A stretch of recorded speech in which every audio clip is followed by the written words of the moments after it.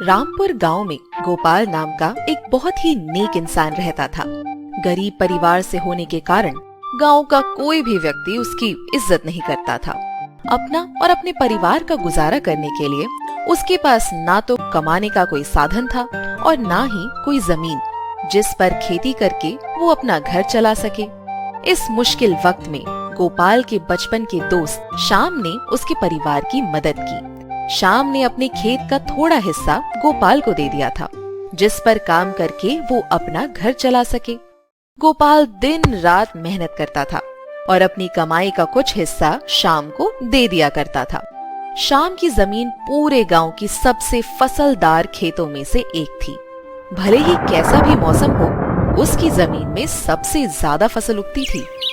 खेत में दोनों दोस्त मिलकर काम करते थे और अपना सुख दुख एक दूसरे के साथ बांटा करते थे। समय के साथ गोपाल और श्याम की दोस्ती और भी ज्यादा गहरी हो चली। श्याम, आज सिर्फ तुम्हारी वजह से मैं 2 वक्त की रोटी खा पा रहा हूँ दोस्त। अगर बुरे वक्त में तुमने मेरी मदद ना की होती तो शायद मैं आज ना होता। जिंदगी भर भी मैं तुम्हारा ये कर्ज नहीं भूल पाऊंगा। अरे नहीं भाई, ये सब कहकर तो तुमने एक पल में अपने दोस्त को पराया कर दिया। आज जो कुछ भी है वो सब तुम्हारी अपनी मेहनत से है। मैंने तो बस अपनी दोस्ती निभाई है। इनकी मित्रता पूरे गांव में मशहूर थी और गांव का हर एक आदमी दोनों की दोस्ती की चर्चा करता था। ऐसे ही किसी एक दिन गोपाल और श्याम खेत में पूरे दिन काम करने के बाद अपने अपने घर वापस आते हैं। अजी आ गए, कैसा रहा आज का दिन? दिन तो ठीक रहा, पर बस यही सोचता हूँ कि अगर मेरा दोस्त श्याम ना होता तो आज हम ये जीवन नहीं जी पाते। ना रहने के लिए सर पर छत होती और ना ही ये खाना नसीब होता। हमें भी उनके लिए कुछ करना चाहिए। तुम्हारा क्या कहना है? क्यों ना हम श्याम और उसके परिवार को हमारे घर खाने पर बुलाएं? दिवाली भी आने वाली है, सब लोग साथ मिलकर त्योहार मनाएंगे। वाह सीमा, क्या बात कही है तुमने। मैं कल ही जाकर श्याम को आमंत्रण देकर आता हूँ। इस साल भी हमारी फसल पूरे गांव में सबसे अच्छी होने वाली है। कुछ तो खास बात है हमारी जमीन में। सही कह रहे हो दोस्त। अच्छा, तुमसे एक बात कहनी थी। कल सीमा और मैं सोच रहे थे कि क्यों ना इस दिवाली तुम अपने परिवार के साथ हमारे घर खाने पर आओ। तुम मेरे लिए इतना कुछ कर रहे हो, थोड़ा मौका हमें भी मिलना चाहिए और इस बहाने सब साथ में दिवाली भी मना लेंगे। जरूर जरूर, तुम बुलाओ और मैं ना आऊं, ऐसा भला हो सकता है क्या? हम सब बिल्कुल आएंगे। तभी गांव के मुखिया का आदमी जग्गा वहां आ जाता है और श्याम के पास जाकर उसे बोलता है, श्याम, आज रात मुखिया जी ने तुम्हें अपने घर पर बुलाया है। ठीक रात 8 बजे वहां आ जाना। याद रहे, देर मत करना। लेकिन अचानक से क्यों? ऐसी क्या बात है? ज्यादा पूछताछ करने की जरूरत नहीं, जो कहा गया है बस वो करो। इतना कहकर जग्गा वहां से चला जाता है। श्याम सारा दिन सोचता रहता है कि आखिर मुखिया ने उसे क्यों बुलाया होगा और ठीक रात 8 बजे वो मुखिया के घर पहुंच जाता है। अरे आ गए श्याम, आओ बैठो बैठो। काम सही चल रहा है ना तुम्हारा? कोई दिक्कत तो नहीं? जी सरकार, काम तो हर साल की तरह अच्छा ही चल रहा है। पर ऐसी क्या बात हो गई जो आपने मुझे बुलाया? कोई खास वजह? हाँ, तुमसे एक बात करनी थी। भाई, तुम तो जानते ही हो मेरे बेटे को। एक बार किसी चीज की जिद पकड़ लेता है तो उसे पूरा करके ही मानता है। और इस दिवाली के अवसर पर उसकी जिद है कि उसे गांव की सबसे बेहतर जमीन तोहफे के रूप में चाहिए। तो मैंने सोचा तुम्हारी जमीन से अच्छा क्या ही हो सकता है। मैं कुछ समझा नहीं मालिक।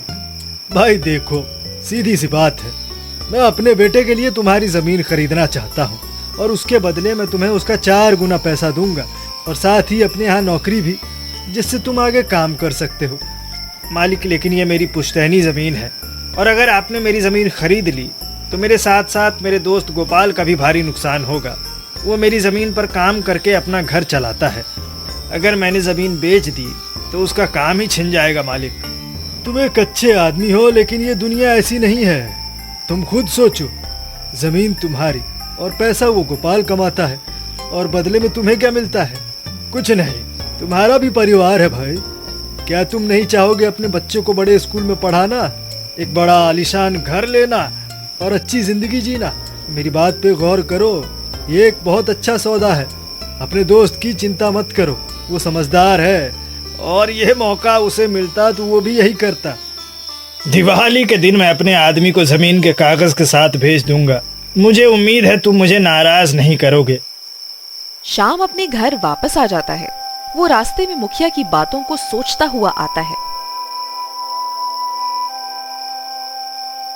क्या हुआ? आप इतने मायूस क्यों हो? क्या कहा मुखिया ने? श्याम रमा को मुखिया से हुई हर एक बात बताता है। मुखिया की बात में दम तो है और मुझे लगता है कि हमें उनकी बात मान लेनी चाहिए। तुम ऐसा कैसे कह सकती हो? अगर मैंने जमीन बेच दी तो गोपाल का क्या होगा? मैं उसे क्या चेहरा दिखाऊंगा? और तो और उसने इस दिवाली हमें खाने पर भी बुलाया है। वो मेरा दोस्त है, मैं उसका दिल नहीं दुखाना चाहता। क्या आप चाहते नहीं हैं कि हम भी अमीर बने, बड़े घर में रहें? दूसरों की वजह से खुद का नुकसान करना भला कहाँ की समझदारी है? और अपने लिए नहीं तो हमारे बच्चों के लिए ही सोचो। अभी तक तो दोस्त के लिए किया है सब कुछ। आप कल ही जाओ और गोपाल को साफ बोल दो कि वो कहीं और काम ढूंढ ले। कुछ देर तक सोचने के बाद श्याम मुखिया को अपनी जमीन बेचने का फैसला ले लेता है। शायद तुम ठीक कह रही हो। मैं कल जाकर गोपाल से बात करता हूँ। पैसे के लालच और मुखिया की कही बातों ने श्याम का मन बदल दिया था। वो अपने दोस्त गोपाल को अपनी जमीन से निकाल देने का फैसला कर लेता है और सुबह होते ही वो गोपाल से जाकर उसकी जमीन छोड़ कहीं और काम ढूंढने की बात करता है। लेकिन श्याम, दिवाली तो कल ही है। मैं एक दिन में सब छोड़कर कहाँ जाऊंगा? मुझे कुछ दिनों का समय दे दो। मैं यहाँ से पक्का हमेशा हमेशा के लिए चला जाऊंगा। नहीं, मेरे पास वक्त नहीं है। कल मुखिया के आदमी यहाँ जमीन लेने आने वाले हैं। मैं नहीं चाहता मेरा नुकसान हो। कोई बात नहीं दोस्त, तुमने समय पर मेरी मदद की, मेरे लिए वही काफी है। अब मेरी बारी है। मैं तुम्हारा नुकसान नहीं होने दूंगा। मैं कल से कहीं और काम देखता हूँ। हाँ हाँ, ठीक है। चलो मैं चलता हूँ, मुझे दिवाली के लिए सोना खरीदना है। श्याम की आंखों पर पैसों की पट्टी बंध चुकी थी। अब उसे पैसे के आगे कुछ नहीं दिख रहा था। इधर गोपाल का चेहरा निराशा से भरा हुआ था। उसके पास इतने पैसे भी नहीं थे कि वो आगे का गुजारा कर पाए। वो उस रात परेशान अपने घर के बाहर बैठकर सोचता रहा कि आखिर उसका दोस्त इतना कठोर हो कैसे सकता है। इसी बीच बगल के गांव के ही दो चोर चिंटू और सोनू श्याम के घर चोरी करने की प्लानिंग बना रहे थे। भाई, आज रात किसका घर लूटने का प्लान है? पहले तो कुछ बताया नहीं, अब तो बता दो। सुनने में आया है कि रामपुर गांव में श्याम के घर सोना वोना खरीदा गया है। गांव के मुखिया ने उसकी जमीन लेने का फैसला किया है, वो भी 4 गुना दाम पर। इसी खुशी में वो सोना भी खरीद कर लाया है। चलो उसकी खुशी को गम में बदलते हैं। मोटा पैसा हाथ में आएगा। हमारी इस बार की दिवाली तो सबसे बढ़िया होने वाली है। आधी रात को दोनों चोर चुपचाप श्याम के घर की तरफ बढ़ते हुए धीरे से खुले दरवाजे से घर के अंदर पहुंचकर सारा सामान बाहर ले जाते हैं। लेकिन बाहर निकलते ही गोपाल उन्हें देख लेता है और गोपाल चिल्ला चिल्लाकर आसपास के लोगों को इकट्ठा कर लेता है। चोर चोर चोर! तुम्हारी हिम्मत कैसे हुई मेरे दोस्त के घर चोरी करने की? मेरे होते हुए कोई श्याम का बुरा नहीं कर सकता। चलो सारा सोना और पैसे मेरे हवाले कर दो। जैसे ही दोनों चोर श्याम के घर से चुराया सारा सामान वापस कर देते हैं, वैसे ही गांव वाले उन दोनों पर टूट पड़ते हैं। तभी श्याम भी मुखिया के यहाँ से आ जाता है। ये लो श्याम, तुम्हारे घर का सामान।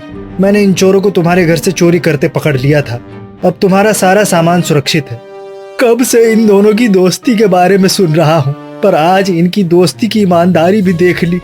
गोपाल, मैंने तुम्हें अपने खेत से निकाल दिया, तुम्हारा काम छीन लिया, और तब भी तुमने मेरी परवाह की और चोरों को पकड़ा। तुम चाहते तो बिना कुछ बोले चोरी होने देते, पर तुमने आज भी अपनी दोस्ती निभाई। और एक मैं हूँ जो पैसे के लालच में आकर अपने ही दोस्त को काम से निकाल रहा था। छी, हो सके तो मुझे माफ कर देना दोस्त। अरे नहीं, मैंने बस अपना फर्ज निभाया है। मुझे तुमसे कोई शिकायत नहीं है। इतना कहकर गोपाल वहाँ से चला जाता है। उस रात श्याम को अपने बर्ताव पर बहुत पछतावा होता है और वो अपनी इस गलती को सुधारने का फैसला करता है। श्याम ठान लेता है कि वो अपनी जमीन मुखिया को नहीं बेचेगा। अगली सुबह मुखिया अपने साथी के साथ गांव में आता है। वो शाम के पास जाता है और उसके साथ वहाँ गोपाल भी खड़ा होता है। चलो श्याम, जल्दी से जमीन मेरे नाम कर दो। देखो मैं पैसे भी साथ लाया हूँ। शुक्रिया मालिक, पर मैं अपनी जमीन आपको बेच नहीं सकता। मुझे पैसे नहीं चाहिए। पैसे की लालच में मैं अपने दोस्त के साथ गलत कर रहा था। मैं अपनी इसी मामूली जिंदगी में बहुत खुश हूँ। क्या तू अपने दोस्त के लिए मुझे मना कर रहा है? देख ले, इसका अंजाम अच्छा नहीं होगा। देरी सही, पर मुझे अकल आ गई है कि एक सच्चे दोस्त से कीमती दुनिया में कुछ और नहीं। अब मैं अपने दोस्त के साथ मिलकर इस जमीन पर जी जान लगाऊंगा। शाम की बात सुनकर मुखिया गुस्से में वहाँ से चला जाता है। उसके जाने के बाद शाम गोपाल से कहता है, मुझे अपने किए पर पछतावा है और मैंने ये सोचा है कि अब हम दोनों मिलकर फिर से इस खेत में काम करेंगे और खूब मेहनत करके आगे बढ़ेंगे। शाम और गोपाल दोनों ने उस दिन एक बार फिर अपनी दोस्ती साबित कर दी। दोनों दोबारा से साथ मिलकर शिक्षा की जमीन पर खेती करने लगे।